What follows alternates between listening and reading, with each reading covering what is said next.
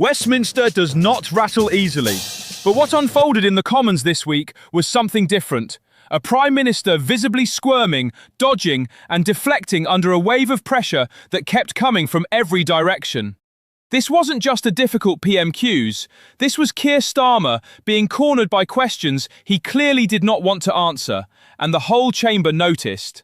It started with Islamophobia accusations against a senior Conservative frontbencher. Then came the Mandelson bombshell, then leadership questions, then a brutal dig from Kemi Badenoch that landed harder than anyone expected. One after another, the pressure kept mounting, and each time Starmer was expected to face it head-on, he pivoted, deflected, and reached for a preloaded attack line instead. This was not the composure of a leader in control. This was a man playing defense while pretending to play offense. Watch this clip very carefully, because what's being said matters, but how Starmer responds to it matters even more. Mr. Speaker, so her position is that the Shadow Justice Secretary is defending British values when he says Muslims praying together in Trafalgar Square are not welcome. Mr. Speaker, even Tommy Robinson, I can hardly believe I'm saying this, has said today that if the Shadow Justice Secretary had made these hateful comments 2 years ago, the Conservative Party would have kicked him out. Now, Tommy Robinson isn't some sort of moral signpost.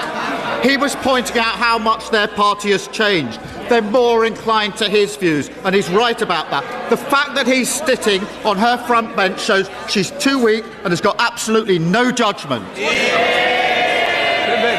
The Prime Minister wants to talk about my leadership. I'm shocked because his former deputy has just fired the starting gun on the race to replace him. And I'll tell him one thing. She and I both agree that this weak man should be replaced by a strong woman.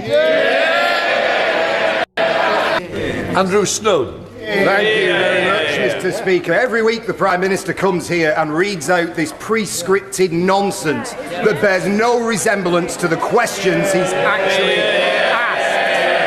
The Leader of the Opposition asked him about Peter Mandelson and he answered about the war in Iran. The Leader of the Opposition asked him about Mandelson again and he answered with an attack on the Shadow Justice Secretary. He was asked about Mandelson again and talked about protests in London. What is he scared of? What is he hiding? For a man who has spent years presenting himself as a forensic investigator, he has certainly had a blind spot to the details for this convicted paedophile with a friend in high Labour places.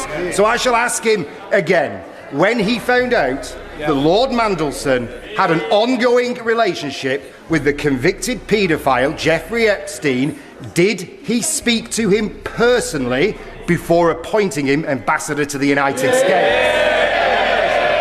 Mr. Speaker, we've set out the process. Right. It is being put before the House. But I know why they don't want to. They don't want to talk about the war because they supported going into the war without thinking through the consequences. That is a huge error of judgment. I realise they don't want to talk about it ever again. I'm not surprised.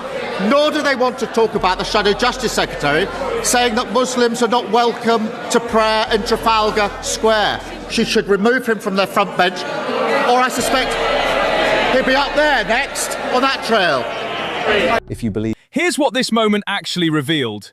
Starmer was asked about Peter Mandelson, his own appointment as US ambassador, and his known association with Jeffrey Epstein. A straightforward, serious question.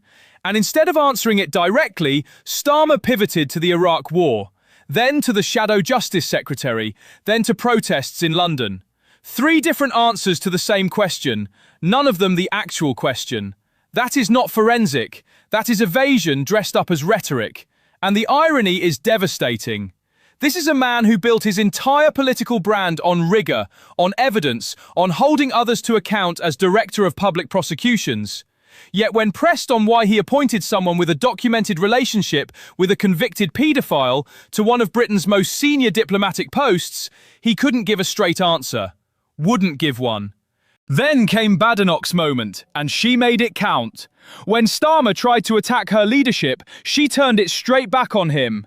Her former deputy had reportedly already signalled the race to replace Starmer, and she used that to devastating effect. The line landed, the chamber felt it.